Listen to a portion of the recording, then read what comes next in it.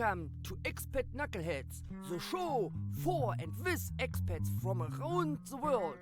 Coming to you live from the world-famous Café Central in the idyllic city of Magdeburg, Germany. And now your knucklehead host, Jonathan Failla. Expat Knuckleheads.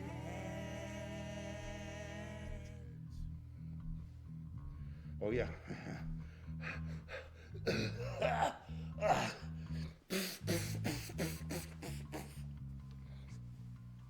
Wiping it down, folks. Yeah. Welcome, everyone, to the Expat Knuckleheads. That's right. Is it good? Can I start talking, guys?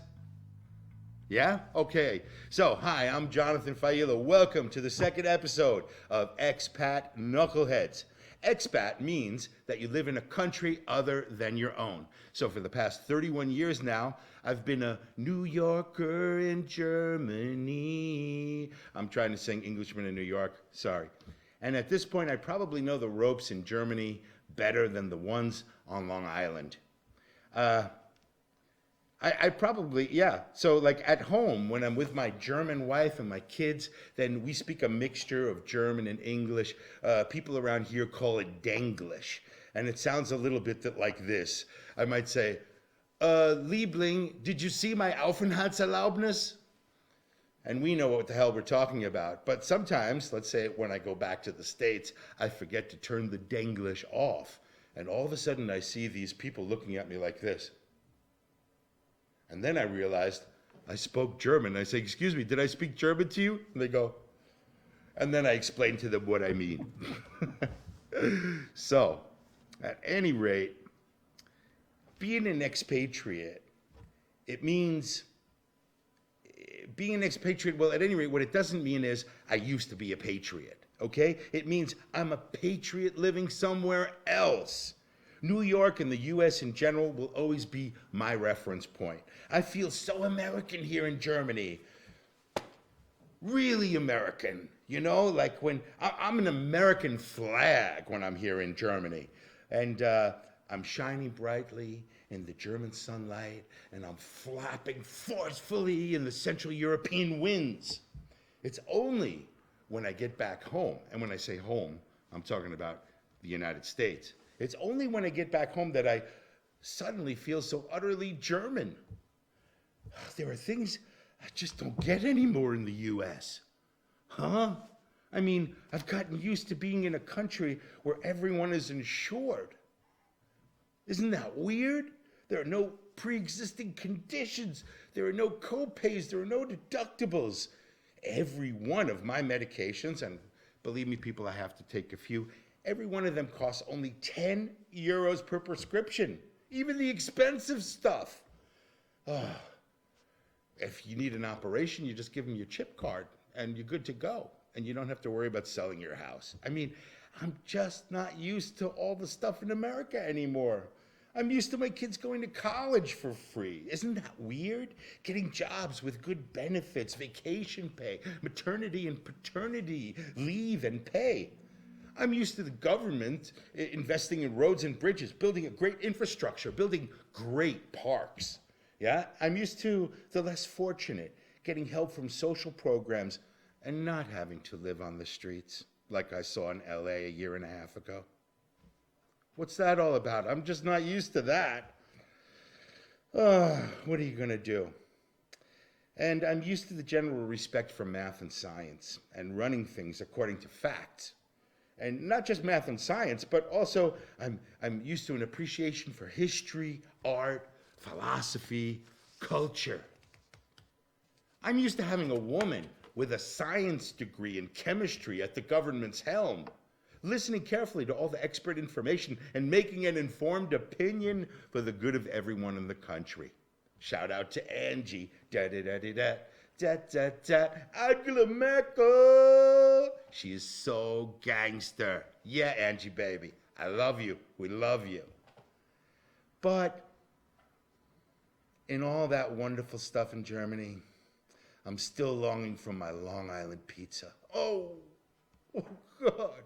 clams on the half shell, and Carvel soft ice cream. I miss waitresses calling me sweetheart and darling and sugar and topping off my coffee. And I miss the Atlantic Ocean, people. I miss it really bad.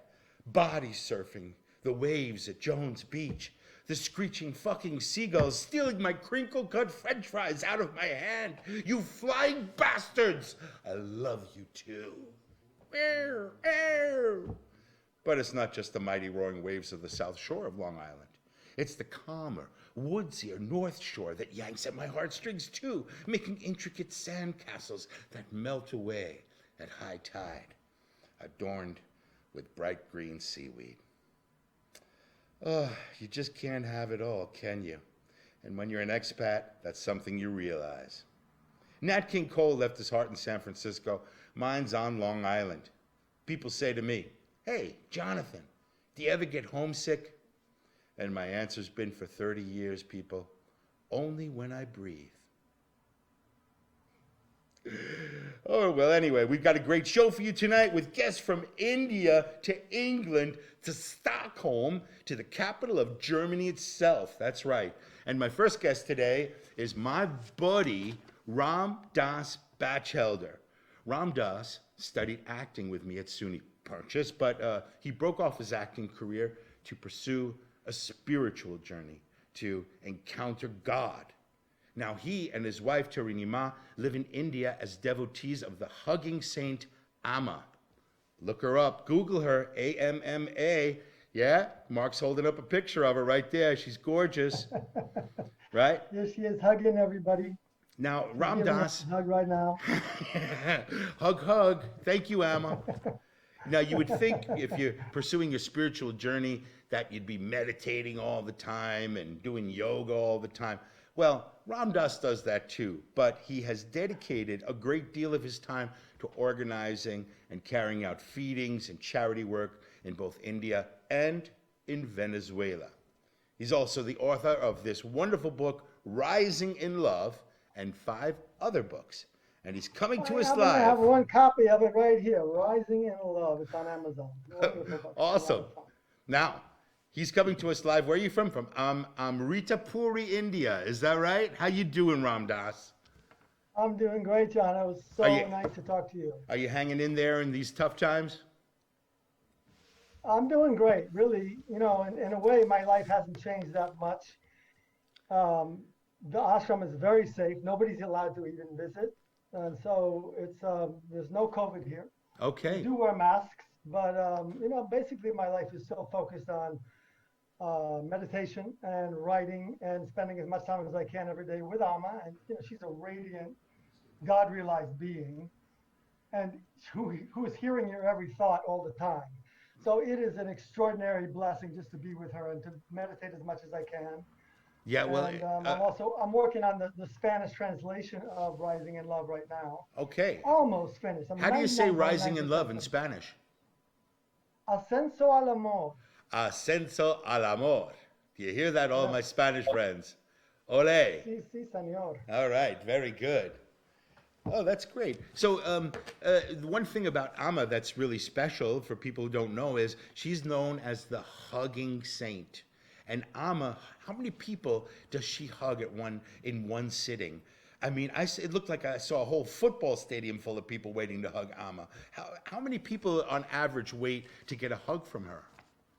It just depends on what kind of program it is and where it is. But, you know, in India, when she's doing public programs, there might be 50,000 people in the hall, and she might hug 25,000 people in a single day. Wow. And it will go from 11 a.m. until maybe 2 o'clock in the morning. Doesn't she get tired? Maybe she takes a 10-minute bathroom break during that time. So she might be hugging 20,000 or 25,000 people in a single day. I think that's definitely happened many times. And sometimes, like on her birthday, she goes literally 24, 26 hours straight without a break. Maybe there's a 10-minute break in there to go to the bathroom once. But I mean, she's not operating with the same kind of batteries the rest of us do. She's absolutely a superhuman manifestation of the divine. It's wow. Extraordinary. That's so amazing. And It is, yeah. and so if part of her, her MO is this hugging and giving this hugging love to people. What does she do now with the COVID situation? Have things changed? Well, she's still giving us hugs, but she invites us into her room. So instead of having a massive hug where we're all in there in a big hall and we're all coming up like that, she invites us to her room one at a time where it's safer. And so she's still giving us some hugs, but basically now she comes out every evening at 5 p.m. and leads a meditation, and then one of her disciples gives a talk, and then she leads devotional singing for more than an hour and a half. So that's a solid 3 hours in her presence every day. Wow. So it's fantastic. It's just fantastic. So And the what rest is of my it- day is spent meditation and writing and whatever. And what does it feel like getting a hug from Amma? Can you describe it Oh, on it's physical unbelievable. terms? It's unbelievable. It's just so warm, and it is so you're receiving this direct contact from God. It's not a human hug. It's the omniscience of God and the unconditional love of God that knows your every thought 24/7. Yeah. And so she's hugging you, but you're getting a reflection from God, and it's so awesome. It's not an ordinary human. I saw videos of Amma hugging the U.S. Congress and congressmen and congresswomen starting to cry after they received a hug from her. It was so intense.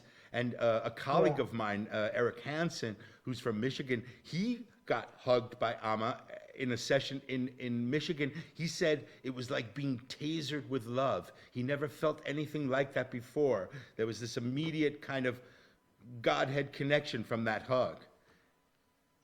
It's true. She really is. She's an incarnation of the divine. Not everyone will see that, but she is fully an incarnation of the supreme reality. And she's just unbelievable. Every day, she never ceases to amaze me. She really never. After 32 years maybe I met her, she's just never ceases to amaze me. You met her when you didn't have any gray in your beard, right? Right. For people out there who can't see it, Rob Das, when he was young, had this monster fire red beard, just the most amazing redness you've ever seen. Now it's a little bit seasoned with a little bit of gray hair. It's coming in a little gray. Yeah. So, dude, tell us a little bit about your charity work, because I think what's amazing is you're not just spiritual, you're putting that spirituality to use. You're helping people with it. I'm personally impressed with your work that you do in Venezuela and in India, feeding people. So tell us a little bit about that. What's going on? Yeah, well, my wife is from Venezuela, and we spent some time there. I taught a course in university there about Hinduism. My wife was helping with that also. So we met a lot of people, and we kind of fell in love with the country. And then, the major economic collapse has happened since then, and we've looked on in horror as the society just fell to pieces and the currency became worthless. Yeah. And a couple of years ago, I was looking on the internet and I saw an article about how babies were dying at an alarming rate in Venezuela because nobody can afford baby formula. Okay. And I just thought, this is a tragedy. We can prevent this. At least let's make a donation. So I went onto Facebook, put up a post asking for donations to buy baby formula and protein powder that we could send, so that if a mother comes with a malnourished baby to the hospital will have something to give. I just thought, let's do something, Yeah. And so within 2 days, we had $1,200. So that was enough to make our first purchase. And my wife said, that's not enough to just do once. We have to keep this going. Right. And so we've kept it going. And our Facebook friends have been extremely generous. And by now we've shipped in 22 tons of food and baby formula and diapers and childcare supplies of all kinds. That is so amazing.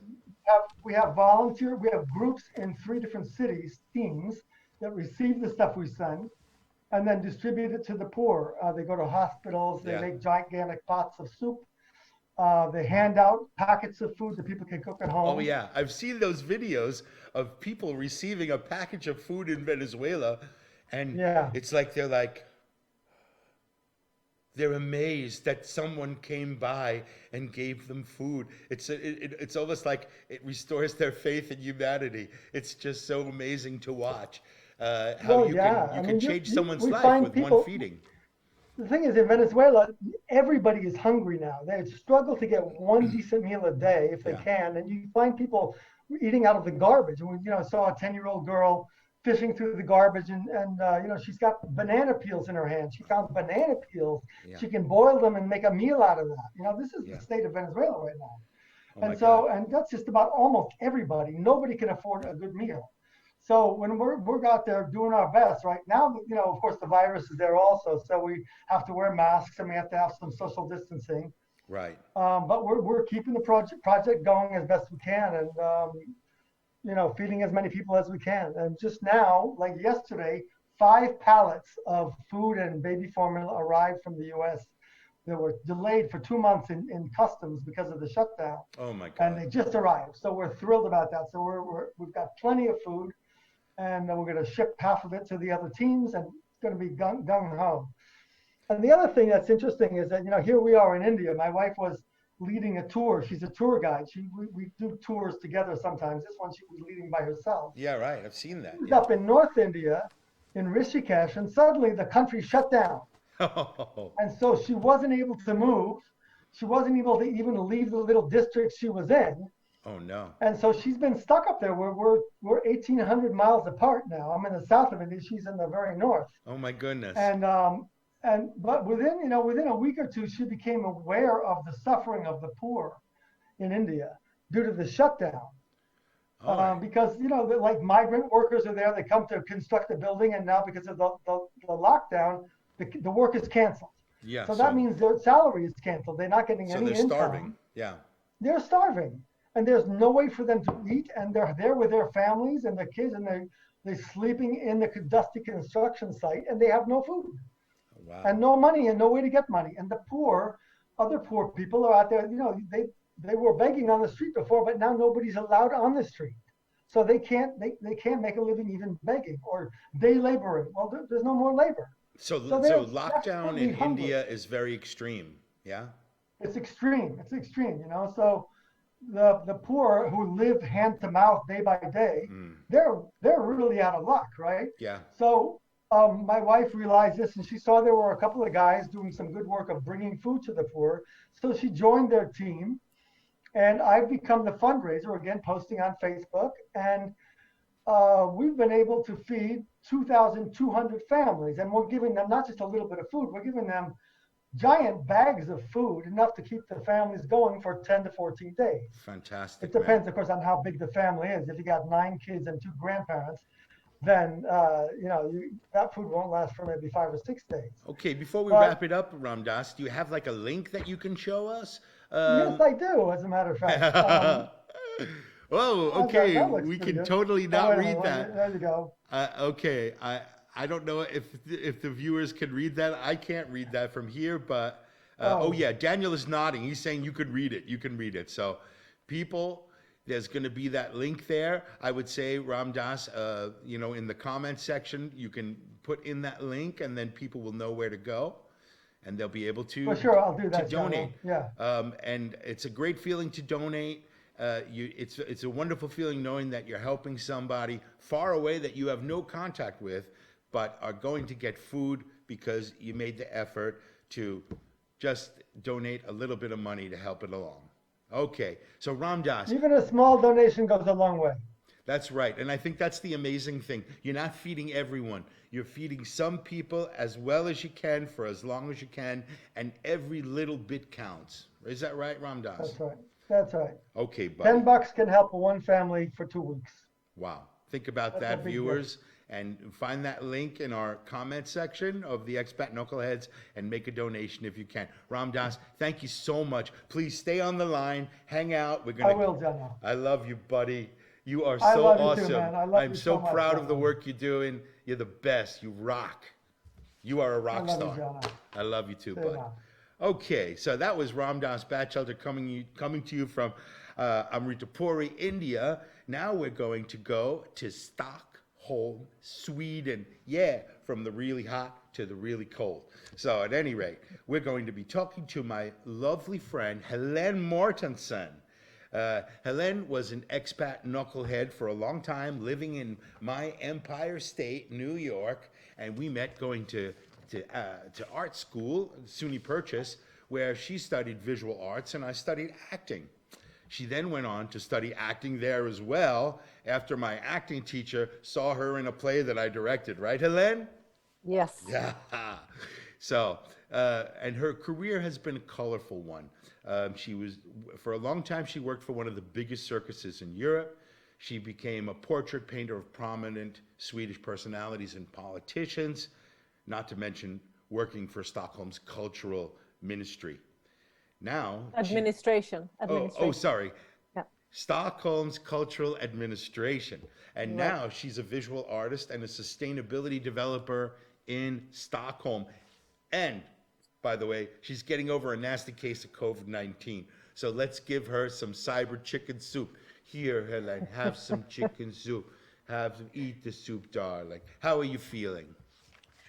I am recovering. It's been like the flattened curve of the disease, so to speak, that I've experienced. Instead of having it really bad, really bad, it's been kind of bad, but for a really long time, for 8 weeks. Whoa.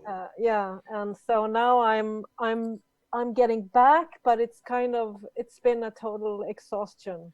Well, you're looking a hell of a lot better than Boris Johnson, let me tell you. Well, thank you very much. Wouldn't you concur, Jim? No, anyway, so, yeah.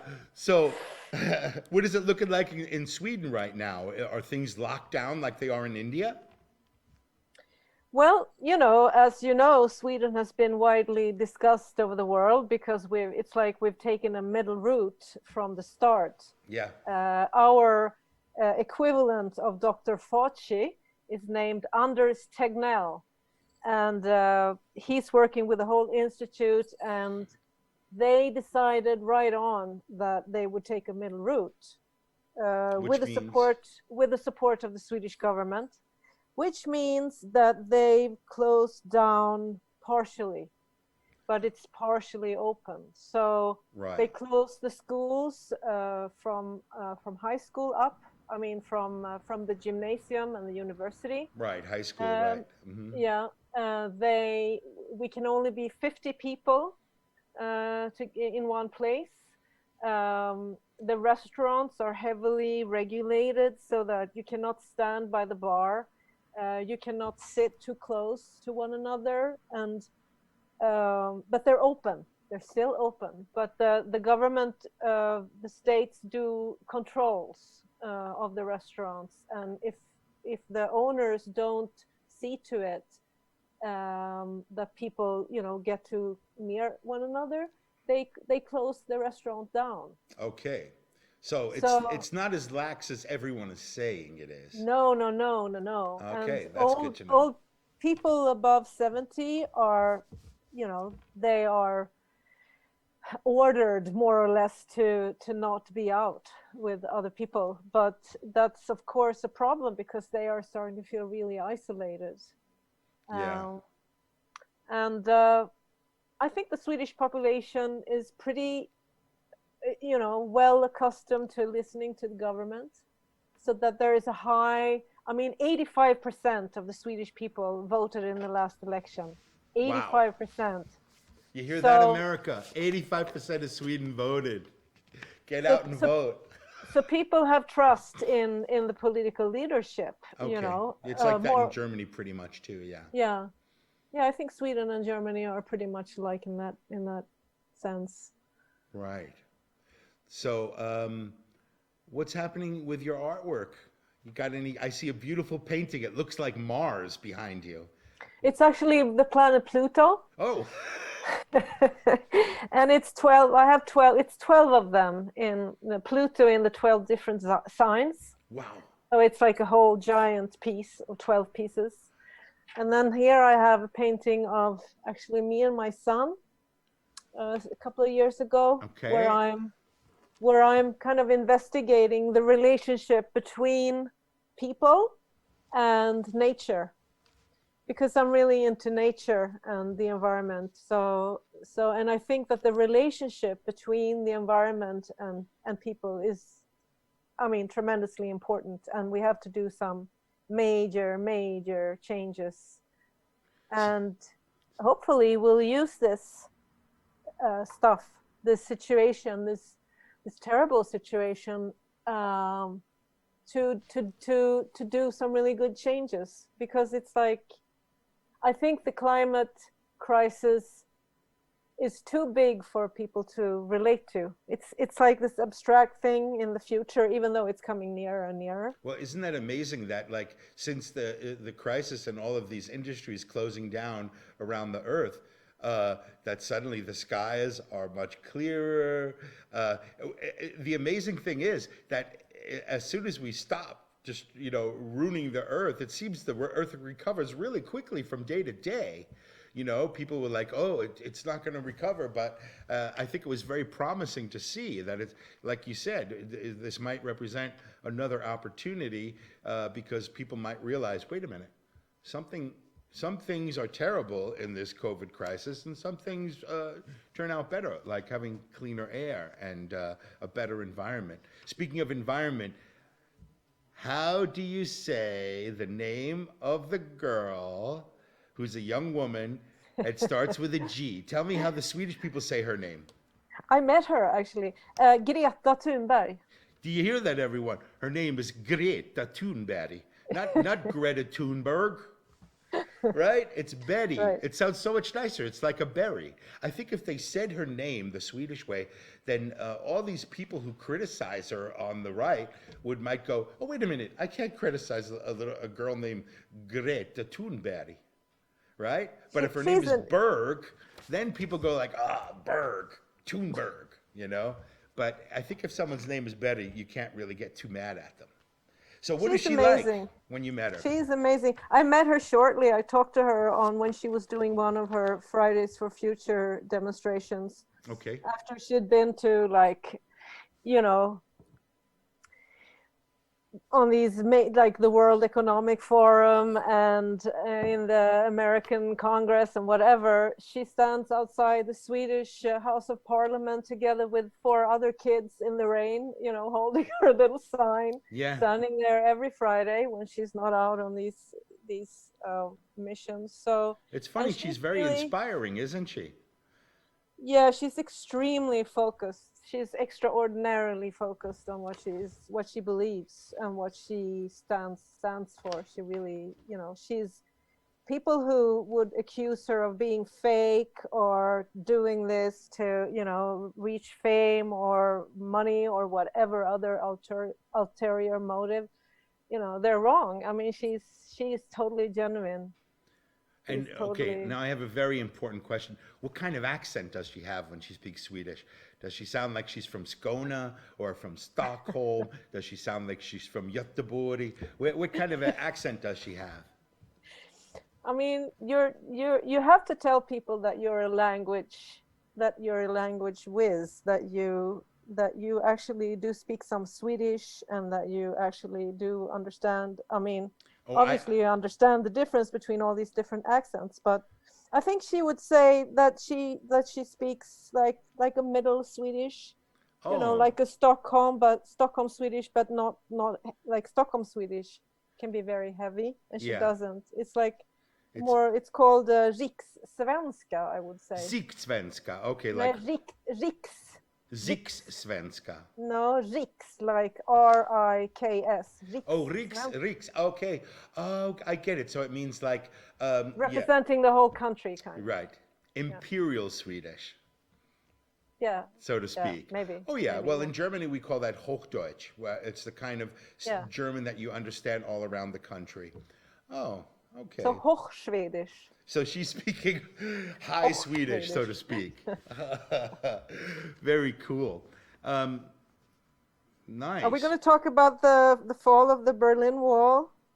That we were there? Well, yeah, okay. So Helen and I, we have a very long history. Okay, so first we went to school together.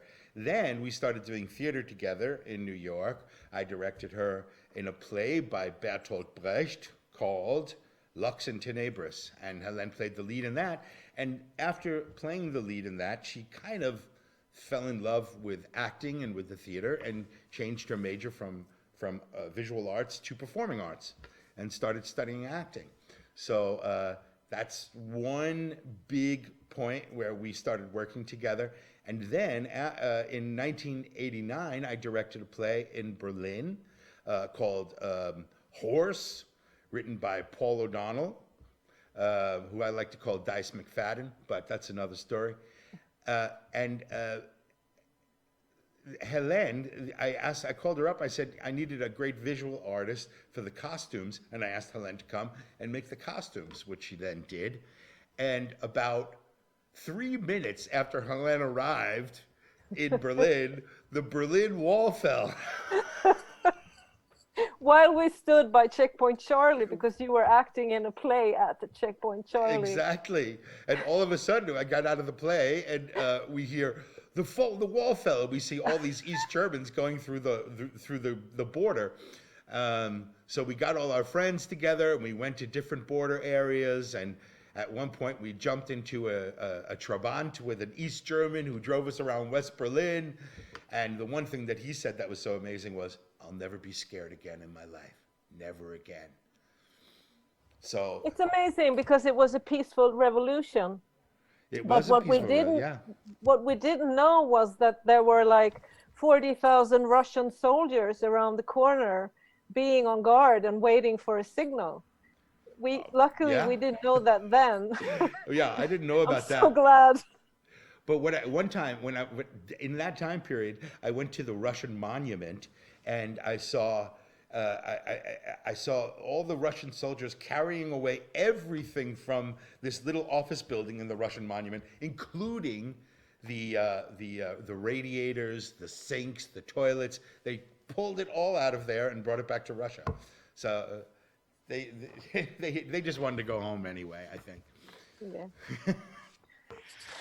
Yeah. So what else do we want to talk about, Helen? Well, we're going to sing our little Swedish song. Okay, we're going to sing Nu grönska det, yeah? Okay, so we're going to sing a springtime song. Everything is Turning Green is the name of the song. And that's a Bellman song, right? Is that from Bellman? I am not sure if that is Bellman or not. That's terrible that I don't know that. It probably is. Okay. It probably is. Well, we'll try it out. You can find that out later. So, yeah. So if I sing Nu grönska det, is that okay for you? Nu grön. Which part do you sing? Nu grönska det I dalens famn. Oh, no. That's you sing that part. You sing that part. I sing Nu grönska det. Okay? Okay. One, two, three. Nu grönska det I dalens famn. Nu doftar äng och lid. Kom med på vandringsfärd I vårens glada tid.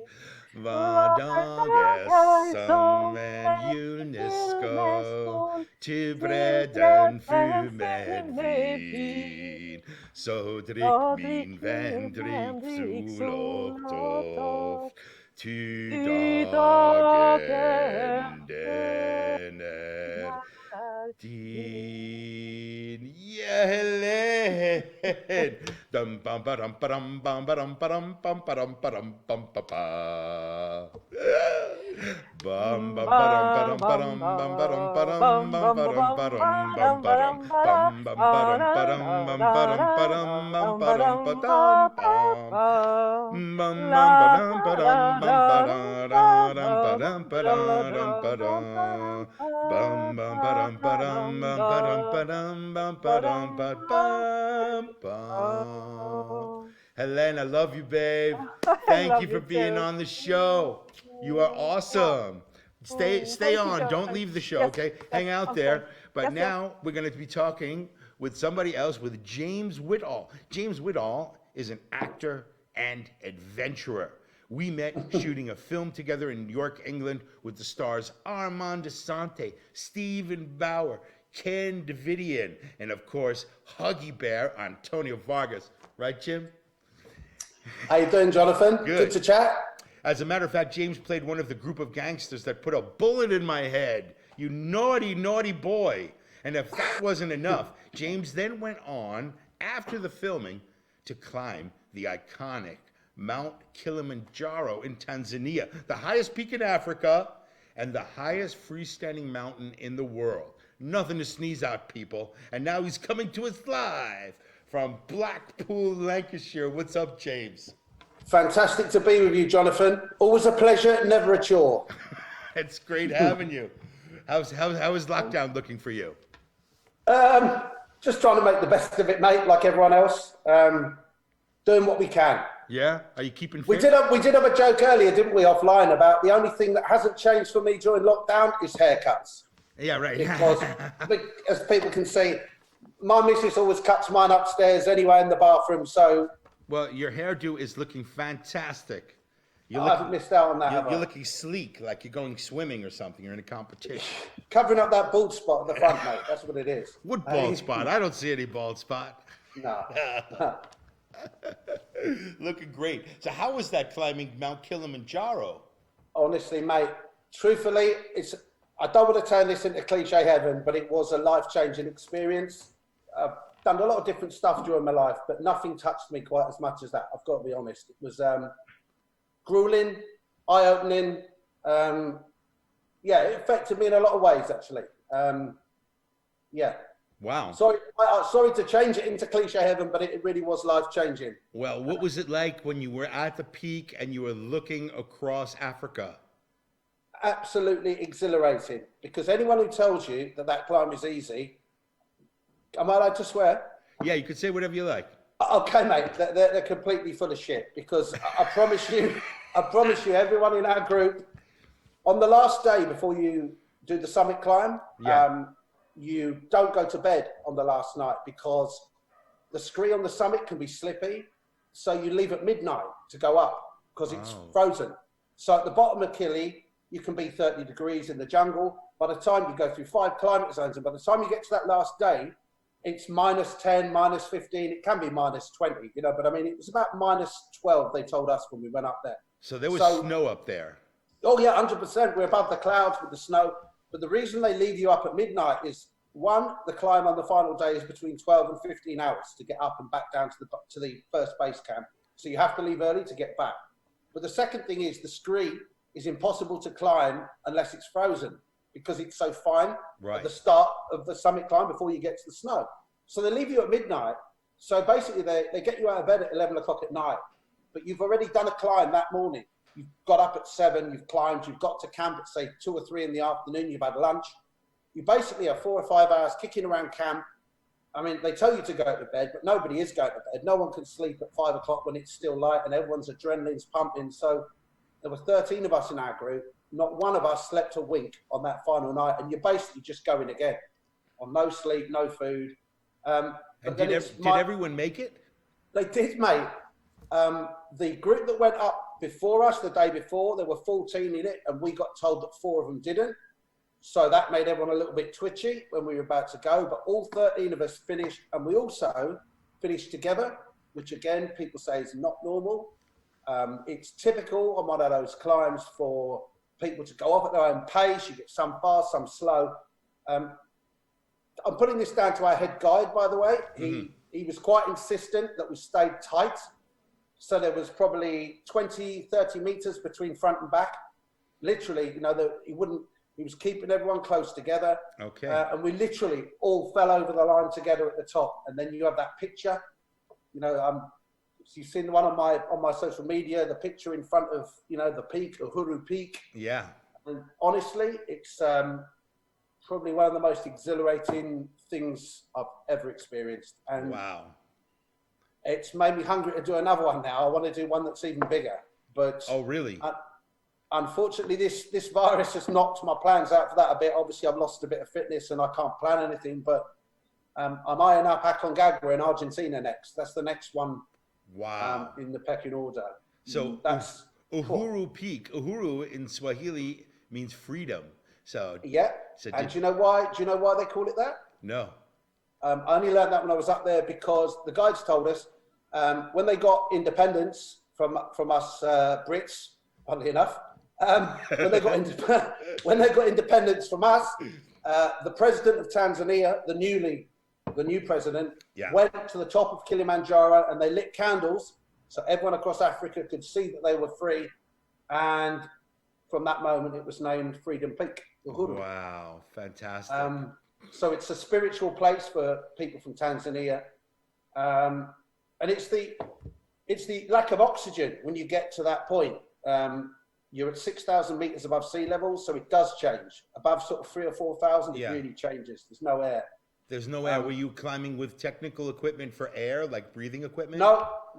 They do have it in case people get into trouble, but no, we didn't use any. And again, I don't want to turn this into cliche heaven again. Oh, but please I'm do. Going to. I think we need a little cliche heaven these days. Well, okay. Well, we're going to throw in another cliche here, but I've never seen people with so little be so happy, and it really did upset and affect me when I was up there. I don't think our experience would have been anything without the guides that took us. And, you know, it was upsetting to see that. And when I said at the start, I think it changed me, I think it did. It really affected me. How well we were treated by people that literally had nothing, Jonathan. And I made it my mission when I get back. You obviously know we were connected before. I raised money for a school in England last time when I did the climb. I definitely decided the next time I do anything, I'm going to raise money for a charity in Tanzania for one of the local orphanages there. Fantastic. Now you're also an expat, aren't you? You're in Lancashire. Yeah. You're in Blackpool, Lancashire right now. Yeah. But you actually live in Spain, don't you? Or half the time at least. I've spent half my life in Spain. At the moment, I'm splitting my time. But over the last 20 years, I've had periods living there for 5 or 6 years at a time, and then I've come back. I still present a radio show in Spain that goes out once a week. So you're speaking fluent Spanish then, in other words, yeah. I'm pretty good, mate. Fluent's a big shout. No, I've got a degree in Spanish. I do speak Spanish. Oh yeah, okay. I didn't say perfect. I said fluent. No. Yeah. I think it's a really big shout. I know lots of people who claim to speak fluent Spanish, and they'd be lucky to even order a beer. So I don't want to be in that group. But so in terms of like these two different cultures, the Spanish and English is probably not too far apart in terms of like, you know, culturally. But what do you notice? What's the difference in Spain? What do you like in Spain that you don't have in England, and vice versa? Okay, well, I mean, most people jump to the weather. I think one of the things I liked in Spain was, okay, without wanting to be a moaning Brit, let's get the things that I don't like out of the way first. In Spain, there's a lot of bureaucracy. So in Spain, if you go to do something at the town hall, typically you have to take one piece of paper and get it stamped in one office, and then take it to another office, the other end of town, to get another stamp, and then you have to take it back. So nothing works quickly in Spain. But part of that is the charm of the country, because you still have people just sitting around talking to each other in chairs on the street. No one's in a rush to do anything. Whereas in Britain, it's a bit more like America, I guess. Yeah, it's a hectic pace, and everyone's got to be there yesterday. Right. It's a challenge to get things done in Spain. If you ring up a tradesman and they say they'll come this afternoon, they could well turn up at 9 or 10 o'clock at night and expect you to wait in for them, or the next day even, and then look at you surprised when you're not in the next morning. But again, you know, there's also a charm about that, and I think when you live in a country like Spain, you make peace with that. If you don't make peace with that, you're not going to last there very long. So you kind of embrace it and enjoy the relaxed nature. What I loved about Spain was the lazy long lunches at the weekend with the neighbours. Literally, just, you know, on a whim, someone would be having a barbecue, because we lived in a very Spanish area. Most Brits in Spain tend to congregate in urbanisations with other Brits. They ghettoise themselves, right? They do. No, they do, 100%. The area we lived in, it was near the sea, but we were the only Brits on the whole street. Yeah. All our neighbours were Spanish. I mean, my son had sort of almost quasi-Spanish grandparents in every house. You know, they took us in like their own, and we used to get routinely shouted for barbecues at sort of 10 minutes notice, that kind of thing. I mean, that doesn't happen in Britain. I mean, you don't get neighbours shout you over. The Spanish are very big on massive family dinners outside. Oh, nice. I love that. It's if you could take the best of both countries, we'd have the utopia. But you and I know that doesn't exist, does it? No, it doesn't, my brother. It does not at all. But speaking of that utopia, what are the things that you, now that you're stuck in England, what are the things that you're just loving about it? What am I loving about being stuck in England?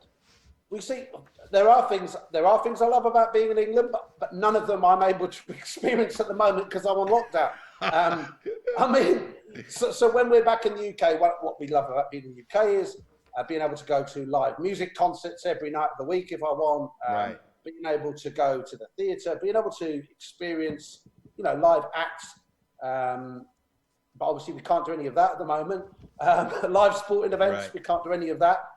Now, when I met you, in the summertime, was it summertime or no? I actually met you in November. It was November. Exactly. You were in heavy duty training for Tanzania and for Mount Kilimanjaro. Now, what are you doing in the lockdown to keep fit? Well, I'm not going to lie and say that my fitness is what it was 3 months ago because the lockdown has set me back. Before Kili, I was training 3 times a day, 2 lots of cardio and heavy weights in the evening. We have got a kind of a quasi setup going on here in the kitchen. My other half has surrendered half of her kitchen. So we've got an exercise bike in here, a full set of dumbbells, a weights bench, some bands for bodyweight exercises, some medicine balls, some weighted jackets. I'm just doing what I can. It's not the same, but I'm determined not to lose too much. Because I'm determined I really want to do another one next year, early next year. And assuming we're all allowed to fly again. Well, we're going to have you on again after that climb for sure. And probably before then. Yeah. All right, James, thank you so much for spending some time with us. Please stay on the line if you like. We're going to meet another guest right now. We're going to meet Lars Halter. Lars Halter is a journalist and an economics expert for the business department at DW in Berlin, where I also work. And for many years, he lived in New York and New Jersey as DW's New York Stock Exchange correspondent. And that's where he met a young real estate, and maybe not so young, a real estate mogul named Donald Trump. Yeah? And he's since returned to Germany after meeting that guy, and with his American wife. And what I like about Lars is he tells it like it is. He doesn't candy coat it. So Lars, how you doing, buddy? Hey Jonathan, good to talk to you. How you doing? Good. You're looking good at home there. I love your setup. Well, it's actually my parents' home. I'm not in Berlin right now. We took the week off, and since family reunions are legal again, or I don't even know, I guess they're kind of sort of legal. We trekked down to the Black Forest and nice. Just meet up with the parents, bring the grandkids. They're right behind me here on an old pillow here. The grandkids, yeah. My kids, for them, the grandkids. So yeah, having some family time, man. So you lived in New York for a long time, didn't you? How long were you there? 20 years, almost 17 years, yeah. Really? Oh my goodness. Yeah. So you are like it's nothing compared to you, my friend. I just hear on your talk show here. You've been in Germany since like the mid-1800s or something? Something like that. Definitely. The Kaiser, and then they built the wall, and then they tore it down again when you and your friends were celebrating. I met the Kaiser. He's a great guy. I've been around forever. Great mustache. You've been here before me. So, dude, do you feel so you are a real official expat? Or actually, I am. You're an ex-expat. I was about to say you're an ex-expat. I'm a double X square. So tell me, what was that like working on Wall Street and reporting for Deutsche Welle?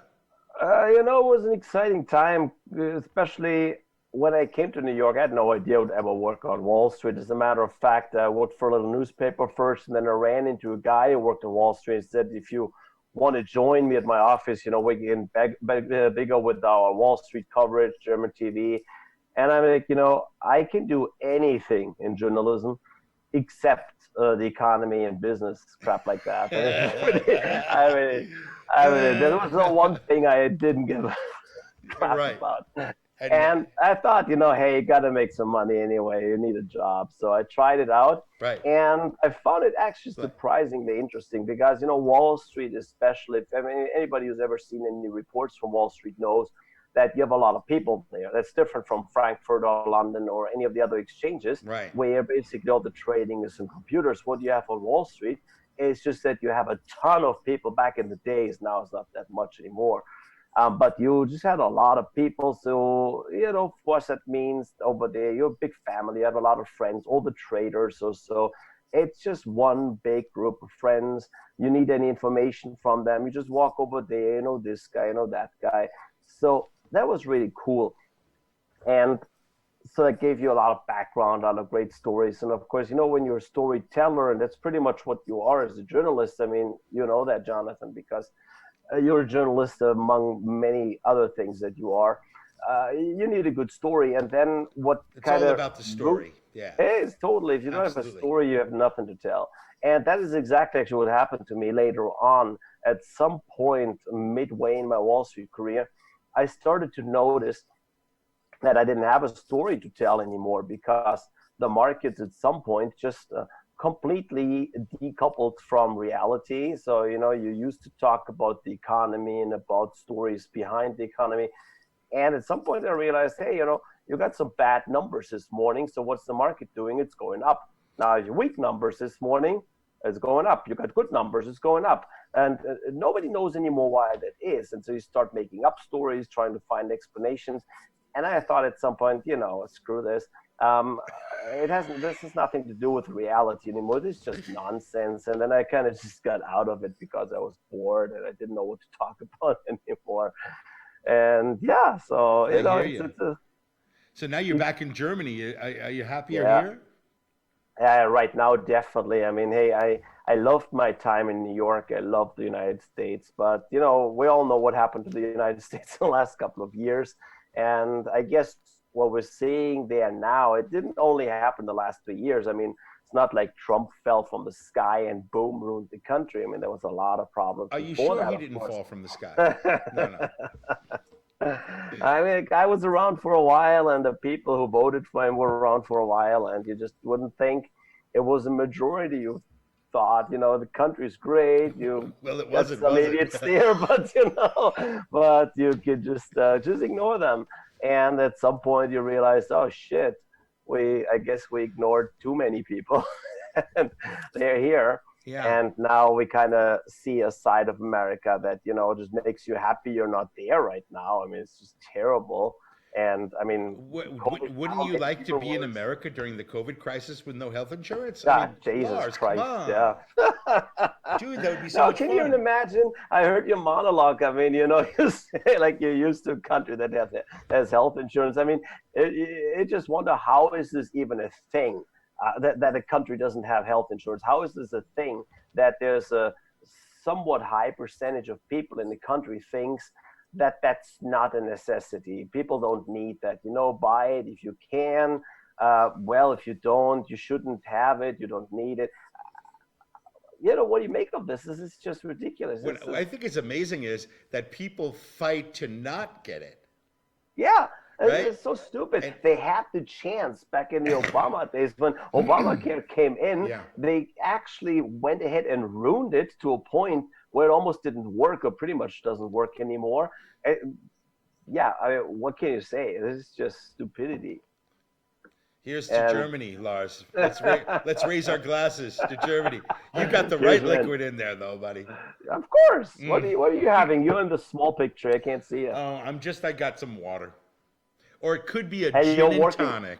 Who knows? I see. I'm not telling you. But you're on the job here, so you can't drink on the job, I guess. That's it. And I'm just a guest. I can do whatever I want. You can basically do whatever you want. Now, you actually met the Donald, didn't you? Yeah, many, many, many times. Many times? How many times? Yeah, if you had to guess, how many times? 10, 12, something like that. Ever go golfing with them? No, Jesus Christ. Have a chocolate cake with them? The thing is, I used to work a lot in the German-American community, and him being a German-American was it some of the affairs when he got honored or so? I mean, you know how it's a thing in America that all these community groups or so, they honor certain people once a year with whatever award they made up and pulled out of thin air, and basically the only idea behind it is to sell tickets to a banquet where you give those people a medal or something. Yeah. And one year when I was working for that organization, we honored Trump, and that was the first time I met him, and that was in 1999. Thank you for honoring our president. Yes. That's so lovely of you. But someone's got to do the job. But, you know, I got to say, this is, Jonathan, this was in 1999. And I want to just give you a little bit of my story with Trump, just so I'm not looking like the asshole here who likes Trump. It was about the very first time I met him. I was like 20 years old or so in New York. I was a little wurscht from the Schwarzwald that came over. I had nothing. I'd been in the country for a couple of weeks or so. And then you meet that guy. I was a little Landjäger. And then then you meet that guy who you've basically heard of your entire life, who, as far as you know, owns half the fucking city, all the skyscrapers, everything. Yeah. And, you know, obviously you're in awe. You're like, oh, Jesus, well, God, this is Donald Trump. Oh, my God, can I have a picture? Did you shake his hand? That was, I don't actually remember if you ever shook hands. I know the last time I met him a couple of years ago, I was filming something with him. I was filming like a little clip for a TV production I made. And when he walked in such a way that you realized he was not really excited about shaking your hand. He was very friendly in terms of saying hello and welcome. It was in Trump Tower. It was in one of his offices there. But it was clear, like, no, he doesn't want to extend his hands because he's a germaphobe. You know, so he was social distancing, basically. That's the ironic thing. He's always been like that. He's a total germaphobe, except now when it comes to like the deadliest virus we've had in I don't know how long. He is all like, oh, it's not a big deal. This is bullshit. Let's not wear a mask. I don't need a mask. I'm good. Everybody's good. I mean, but, you know, we don't even have to get into how much of his persona doesn't make sense, because basically every single thing about this guy doesn't make sense, and it's just stupid and appalling and disgusting. Well, he was the pioneer of social distancing. You just said it yourself here. Yes. Yeah. Lars, you just said he's the pioneer of social distancing. Until he gave it up in the times of COVID-19. He's like holding these press conference with like 20 people right behind him. But that's because he's flipping his game. You know what I mean? Yeah. He's flipping the game, right? You know, first you're a germaphobe, and now you're not so worried about viruses. Well, it is a game for him. The whole thing is a game for him. I mean, he's a fucking game show host, and he thinks the whole country is a game, and he's winning it. It's ridiculous. I mean, he doesn't even understand, obviously, the gravity of the situation or anything he's doing there. That's a frustrating thing. What's your prediction? Is he going to win again? Oh, God. I said 3 years ago, when it happened. The economy is shot. Yeah. 1 million people have gotten COVID-19 and hundreds of thousands have died. I think this is a good platform to win again. Yeah. But, right? You know, here's where I'm so frustrated over the last couple of years, because you can't make a logical argument anymore. A couple of years ago, I flew over for our TV station there to report on the whole election. And I had told people beforehand, there is no chance in the world that man wins the presidency. There's no way. I know my numbers. I know the states. You know, you said that I've lived in New York for 20 years, but I know basically the entire United States. I've traveled everywhere. I've lived in different parts. I know people from there. I'm friends with people from everywhere. So I said, I know these people. I know the swing states. I know, there's no way. It doesn't make any sense. And then you have Hillary Clinton at the time, was a very strong candidate with a lot of experience, and see what happens. So, I mean, what kind of prognosis, what kind of forecast do you want to even make for 2020 now? Right now, we don't even know who runs against him. I mean, they say it's Biden, but I mean, he doesn't look that good either. So maybe that's going to be changed at the DNC in Wisconsin coming up in whenever it is in August, September. So what are they going to do? Are they going to make Andrew Cuomo the presidential candidate? I mean, hey, I mean, seriously, it wouldn't be the worst choice, right? I mean, there was a whole bunch of people better than Biden. Biden is going to be the same problem that we had with Hillary, that he doesn't excite anyone. He's the same lame old white guy who's been around there forever. You know, it's been basically in Congress, I don't know, since no you've been in malarkey. Germany since the mid-18th century or something. It's ridiculous. Yeah. Yeah, no malarkey, Jesus. That's right. That guy is from a different world. And you got to say, a whole new generation learned what the word malarkey meant through that. Yeah. And some, I forgot the last one. What's the last one he came up with? Record player. I think it was record player. That was another funny thing. I do remember, though, what a record player was. I used to own one. I remember them too. Some, that was a horse-faced, your horse-faced, you're lying, you horse-faced. Oh, a horse-faced pony thief or something like that. Yeah, something like that. Yeah. And then he said it was a quote from a movie. I don't know. I don't know. What a weirdo. No, but now you look at these people, you look at the country that makes no sense anyway. So who's going to win by the end of the year? I don't know. I mean, obviously, hopefully not Trump, because if he wins, that's basically the end of the U.S. I mean, it can't survive. You think that's like the Y2K for the U.S., yeah? Yeah, but Y2K turned out to be nothing. Yeah, you're right. So, and it's not going to turn out to be nothing. I mean, the last 4 years, almost 4 years, have certainly not been nothing. I mean, it basically done more damage to the country than anything. I mean, it's done more damage to the country than any of the wars. It basically broke the system, broke everybody, and another 4 years. So, as a German, when you think about Americans, how do you feel? Well, I know. Are you there? Oh, he's frozen. Okay, obviously the NSA is on our line here, and they didn't want to have an answer for that. So it looks like Lars is frozen. I'm going to say thank you, Lars Halter from DWTV, my colleague, my buddy, talking to us about the actual situation. Okay, so thank you, Lars. Stick around, stay on the line. But we're going to move on now to my friend Stefan Brunn. In Berlin, well, he's in Berlin. Stefan Brunn is an author, a director, and a theater impresario. He's also one of the most renowned contemporary translators of the German playwright Bertolt Brecht. He's a German expat living in Chicago, Illinois. But the coronavirus caught him off guard, and now he's stuck in his hometown of Berlin. Right? He's got the signs behind him. So, Stefan, buddy, what is the future of theater looking like these days? What are we going to do? That's a pretty wide discussion. You're the future of theater, Jonathan. Yeah. We've always said that. Yeah, right. I know. But that's pretty bleak. And speaking of bleak, what a lot of people are doing are saying we're just going to put our content online. You can go onto the Berliner Ensemble today and see the original Mother Courage, the live performance online. There's all sorts of wonderful things online. And the illusion may last a short time that this somehow substitutes for live events where people gather near to each other, where one's in the presence of real bodies, where there's fellowship, where there's paying attention with one another and all of that, but it won't.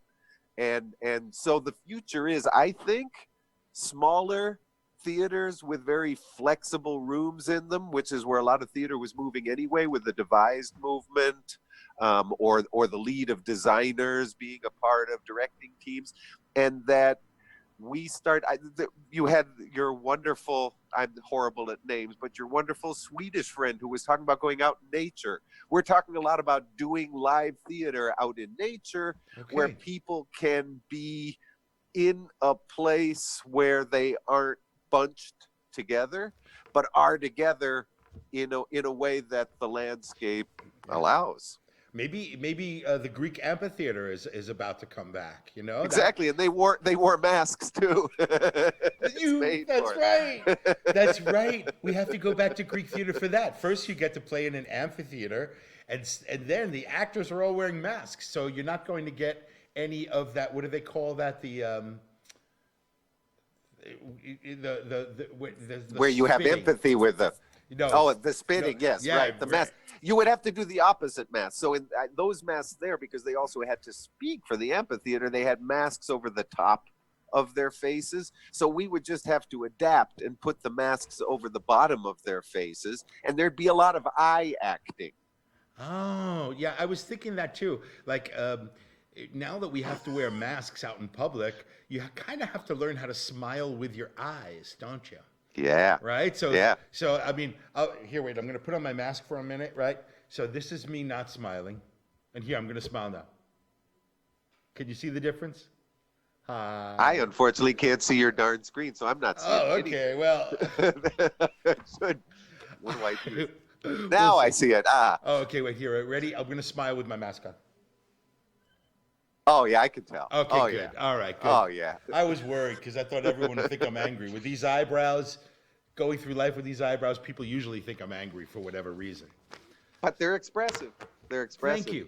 So, you know, Stefan, you're a little bit like my buddy Ram Dass. You got separated from your sweetheart and honey thousands of miles away, and you are now stuck in Berlin, your hometown. What's that like? It's you know, to be perfectly honest, I'd love to make another cliche out of it, but my cliche is that it's really luxurious to be here in Berlin. It is more sensible right now. Yeah. I have no statements about one place being better, but my wife and my daughter are in Chicago. Things do seem much less reassuring there. The government activity, although the city is doing quite a good job, the feeling of the whole federal system doesn't feel reassuring at all. And the amount of distrust among people so that one can't even communicate between each other seems to be at a low. My kid is getting ready to come to Berlin, has actually chosen to do they're graduating high school and going to college, and they've decided to leave the United States and to come to Germany and to go to Bard in Berlin. Oh, that's amazing. And they're excited to do that. And now we're just hoping that they'll be able to make the trip. Yeah. That's the big question, isn't it? But I'm in Friedrichshain. You know, what I noticed was nobody was exactly following directions here, but they also weren't being stupid. People here, they look at each other. There's an outside market in the Boxhagener Platz. And what they did instead of banning the market is they banned the cars and they spread the market out into the streets. Nice. I can't imagine that happening in Chicago. Right. No, blocking off a street, probably not. So you're digging it in Berlin right now, yeah? I am digging it. Where I see things from. I'm a little bit older, and I was around too when the wall came down, and I don't so much feel like, oh, Germany's good and the United States is bad, or even that Trump is the only evil that ever happened. I lived through Reagan, I lived through Bush, I lived through Nixon. You know, I see a longer term trend. I think the thing about Trump that is unpleasant is we were just coming out of the much more horrible Reagan era, and he is keeping us from making the development that we need and pushing us back into something that we were really finished with. And I think that things can change here also at any minute. I'm worried about what will happen when we no longer have Angela Merkel, and I've never been a supporter of the CDU, but I'm concerned about what will happen when she no longer is a leader who is able to give that kind of a feeling that when it matters, we're talking about facts and we're moving information in a responsible way. And I'm concerned about that all across Europe and across the United States. Yeah. Yeah, it's very nice having a responsible leader who's like following the facts, like I said in my monologue, actually. So you've been in America for a really long time. You started a theater there. Do you feel like you're an American, or do you feel like a German in America all the time? I found it actually in my papers. I have from when I was like 9 years old, an international citizenship that I think was issued in Sweden at the time. We were at a UNESCO conference or something. Exactly. And that's what I grew up in, Jonathan. I was a child. We got invited by the United States that wanted to create an international atmosphere in the universities and move the country forward. It was the Kennedy era and space flight, and the whole moving towards dealing with global problems in a global way is what I was brought up with. And I find nationalisms of any sort. I was never at home in Germany. My parents were hunted out of here and my grandparents murdered because of our Jewishness. You know, I wasn't at home in the United States because it was always very clear to me that I was another I am an international person and come from a background where here in Germany, there were a whole lot more people who thought of themselves as international, a whole lot of Jews who didn't think that a nation state was the destination of Judaism or of people, but that learning from what had happened to Jews, perhaps one needed to start bringing people together, having local diversity, but a global response to global problems like the environment and poverty and hunger and so forth. And I believe that to this day, and don't feel at home in any nationalism. Okay. But do you feel at home in Chicago? I do. I feel very at home in Chicago. I feel very at home in Berlin, probably more than in the countryside of the United States or the countryside of Germany, because there's something about those two cities. They're very similar to each other. The L system in Chicago and Berlin is the same L system from the end of the 19th century. It's like the S-Bahn, isn't it? Right. It is. Absolutely. And there's quite a few things that are in common. They would be good sister cities. I don't think they are, but I think they would be. And I do like many things about both of them. Right now, I really am preferring Berlin. But do you like deep dish pizza? That's the question everyone wants to know. I do. I like all sorts of pizza. The best pizza, though, and that's something I've really been noticing on the COVID, the best pizza or anything is the one where you go out, you spend a lot of effort trying to gather up the ingredients, and then you make it at home, and there's nobody commenting, and it's the most perfect thing that anybody has ever made. I've really been enjoying the cooking in this lockdown. Oh, that's great. Well, I'm going to have to come and visit you, and we'll socially distance, and I'm going to have some of your food. We'll sit across the 6-foot table. I love that table. It's so awesome. We had a table here. After the wall came down, there were people who would gather around this table who were talking about how do we bring artists together from the East and from the West. If you took that table and you set it up vertically, people would think it was the Berlin Wall. Exactly. Maybe we'll have to do that. That's so huge. It's amazing. We'll have to build like a little plexiglass window into the table so we can see each other through the table. One more comment on something you mentioned earlier. You talked about doing a production of Lux in Tenebris. I'm preparing a production right now for the summertime of Lux in Tenebris that we're going to do in the outside theater of the Prop Theater in Chicago. Shut the front door. You kidding me? It's a perfect piece for right now. Helen played Frau Hoga. I know. She was the star of that. Helen, you still with us? No, she's gone. Okay. She's gone. I would have loved to have seen I'm still here. Okay, there you go. Yeah, she was Frau Hoga. So we think it's a wonderful COVID-19 play to do with the fear of disease and the beginning whole showing of the organs and so. It's absolutely perfect, actually. And there's new translations of all the Brecht. I am not, although I loved what you said about me being one of the most foremost Brecht translators. I'm by no means anything like that. Hey, Stefan, and there is now take the compliment. There is now, but it's worth actually noting. There's all new translations of Brecht into English, and that hadn't been done since the late 60s or the 70s of the last century. Okay. And these new translations that are coming out of Oxford, out of a program that's called Right Brecht, and it's David Constantine and, oh God, I forgot the other guy's name, but they do really, really good they translated all the poems, and it's really worth, if one hasn't taken a look at Brecht in English, it's really worth looking at the new translations because they're just excellent. I'll have to do that. I just have my own little experience translating Brecht. That was the Lux in Tenebris. Well, that's one of the things they say, though. Yeah. Instead of saying, we've done the ultimate translation and it's done forever, their whole point is every show should translate it for the situations that are right there. That's what Brecht did with all of his plays every single time they were produced. Yeah. And so translations are more a guide where you can go with it. Yeah. And you should do exactly what you did and what I do, which is you look at it again and go, what sings now? What do we pull into the light now? Absolutely. Well, Stefan, thank you so much for being here with us. Oh, thanks for having me. Yeah, it's really great. It's very ironic that the minute you got to Berlin was lockdown and we couldn't see each other since then, but we definitely like hanging out. on your I was on the balcony? plane when Trump made that speech saying we're shutting down. I was literally sitting on the plane and they were trying to take off. I still had time to run out the door, but I did not. Oh, well, there you go. We're glad to have you, buddy. So Thank you, Jonathan. we'll get together soon. All right, thanks a lot. So we're going to move on now to our next guest, who is Ben Bela Boom. He's one of a handful. Ben, you there? You there, buddy? Yeah, hello. Oh, you're at a party. Well, I'm going to introduce you Yes, now. we're at a party. For people who don't know. I'm gonna go into this little sleep bedroom. Wait. Okay, cool. While you're doing that, I'm going to introduce you. Ben Bela Boom is one of a handful of German actors who has broken into the film and TV industry in Hollywood.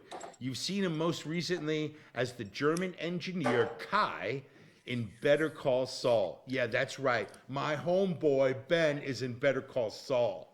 And although he was an expat for many years, living in California, he's moved back to the land of Goethe and Schiller to take his place among the pantheon of amazing German actors. Soon, you're going to be able to see my buddy Ben in the popular German TV crime series Soko Potsdam. Ben Bela Boom, what's up, brother? Hello. How are you? Can you hear me? I can hear you. I see you're having a socially distanced small party there, yeah? Yes, we all live with each other. Oh, cool. Very nice. Yes. Hello, how are you? Good. How are you enjoying being back in Berlin and living in Berlin? It's on and off. I'm really happy to be back. But right now I'm having a really hard time. I go hiking a lot. I go outside of Berlin. There's this 66 lake hike, 400 kilometers around Berlin, like a round trip. And it's amazing. So I like to see beavers and try to get away from all this madness. But today the housewarming party feels almost like normal. So obviously, you're trying to see beavers, is that right? Oh, no, I mean, they are there. There's herons, there's beavers. It's just nature. There's moors. Nice. It's amazing. That's really awesome. So, dude, Look at this bed. Do you see this bed? Show us the bed. My friend's bed. It's a round bed. Oh wow, that's really nice. That's not bad, that bed. Yes. I got to say. So, let's see if it breaks. Let's see if it breaks if I break bad in this bed. Yes. There we go. Did you break bad? Speaking of breaking bad, you are a star. You're on Better Call Saul, buddy. You are Kai. And now, no, you're the mafiosi star. You're the star in all these great shows. Deutschland, 83, 86, 89. No, I'm not in there. I just auditioned for that, dude. I didn't get the role, so don't mention that. Oh, I thought you were in that. No. But you're in a bunch of other great stuff. I'm in a bunch of other great stuff. Yes. You were shot in this other movie that this other guy was shooting you, and exactly. I mean, that's amazing. But dude, we want to talk about. I'm listening. I'm at a party, but I'm also listening to your show. What I want to know is what was that like working with my namesake Jonathan Banks? Did you have a good time? Your namesake, We're both Failla. Jonathans, right? He doesn't look like a Jonathan. I thought his name would be like Roy or something. But when I saw Jonathan, Roy would be a great name. I think he's a great. Everybody calls him Banks or Banksy. So yeah, you're right, Roy. Oh, they call him Banksy. Isn't that cool? So, dude, what was that like getting punched by him?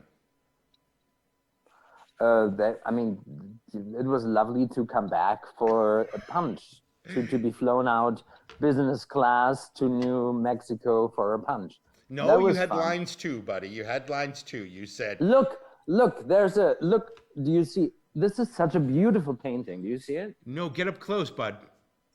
Oh, how close? This close? Yeah, that's good. That's good. Oh, nice. What a bedroom. I'll just stay here tonight. There you go. You look good there. So, thank you. You're now going to be, you're waiting for the COVID thing to be over so you can act in Soko Potsdam. Is that right? Yeah, that'll be exciting. Are you playing a bad guy again? Because you see, you tend... No, I'm a heartthrob. I used to be on these German telenovelas, and we would always kiss all the time. Oh, you're playing a heartthrob. Nice. You're the romantic lead. No, that I mean, like that's what I used to do here, and then I quit and studied relationship counseling and sex therapy in the States, and then when I picked up acting again, I guess I don't get to play the heartthrob anymore. So now I'm the guy that, I don't know, gets drunk in somebody else's bed kind of guy. Very nice. We both have the theme red going for us. I see your Café Central, which looks beautiful and worth a visit in Magdeburg, by the way. And you got this red light to your left. It looks beautiful. You're always welcome to come to Magdeburg. We've got a beautiful garden. We do great barbecues. So what do you miss about America? You miss anything? I want to. I spent 4 years acting at the Staatstheater in Braunschweig, Brunswick. And Brunswick is pretty close to Magdeburg. It's just on the other side of the former border. Yeah, we're neighbors, absolutely. But we're neighbors where in one city they speak perfect German, and in the other one they speak a disastrous German. Of course, I'm talking about Magdeburg with the disastrous. I like it. It's fantastic. I love it too. It's very charming stuff. Yes. When you see a girl speaking Magdeburgisch, you just go crazy. Indeed. So, dude, you guys are... What advice do you have for all the us? other guests? I still see them on Zoom. Are they all here? They all wanted to see you, dude. They wanted to meet a real Hollywood star. But well, now, look at them. Now you're a Berlin star. There's a real Kilimanjaro hiker like James Withall. Yeah. I was at this party. I was kind of torn because I wanted to listen to you guys, so I had it in one ear. But I also was talking to people. So I'm kind of high right now from this divided attention. Awesome. I'm not high at all. So, well, dude, it's lovely to meet you all. Yeah, we're looking forward, Ben, to seeing you in your new series, Soko Potsdam. Keep me informed about that because I want to see you do that. Love your acting. Great. I miss seeing you on the stage. I loved seeing you doing the tupa tutya butcha butcha timpate. Oh my God, you came! Yeah, we did this. We had a great time there. It was so lovely. At the Bijou Theater, right next to the Bode Museum. And Puss in Boots. You were in Puss in Boots as well. That was lovely. Oh, you're so kind, dude. Did you look up my Lebenslauf? No, dude. I saw it live. I didn't look up your Lebenslauf. I saw the show. I was there with you. We went out after the show. So I need to watch Mother Courage. I didn't know that the Berliner Ensemble was streaming that right now. Thank you. Absolutely. Stefan will, Stefan. Oh, yeah, now he's nodding. I'm on my cell phone, so I can only see like 4 of you guys at the time. But right now I see Stefan and the sign of the K and O, and now I see the others. But I love technology. It's amazing. Today, tomorrow, and on Sunday, we have a remote Burning Man festival. If you go to the webpage remoteburn.org, it's from today until Sunday. So tomorrow I'm hosting 2 workshops. One about how to give up jealousy forever and to overcome anxiety in times of Corona. Wow. And the second workshop, that's from 2 till 4. And from 10 till midnight, I'm hosting a kinky reading workshop where everybody can read really kinky stories, or they can read a children's book, as long as they have their partner or partners go down on them while they're reading it. Okay. So those are the 2 workshops tomorrow. Well, I think that's a great way to end the show. Ben, I want to... Oh, no. We got to go now.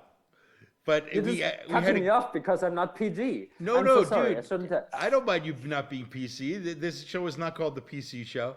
It's just Expat Knucklehead, and you are an expat and a knucklehead, and I love you, buddy.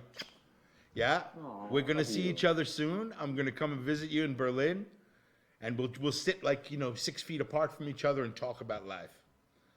All right, dude? Thank you so much for being there. By the host. Okay, folks. Hit it with the music. That was Expat Knuckleheads. Thank you for watching. And don't forget to kiss an Expat Knucklehead near you. You can start with Ben Baylor. Boom. Okay, everyone. Thank you for visiting us. On our next show, we have a whole line of great guests. Helen, see you, darling. James, thank you, buddy. Thank you for being there. Ramdas Batchelder, we fucking love you too. Right on, James. Looking really good. All right. Stefan, see you, buddy. Great having you on the show. All right, that was it, folks. See you at the next episode. I'm going out into the world now. Oh, yeah. Here we go. Expats. Goodbye.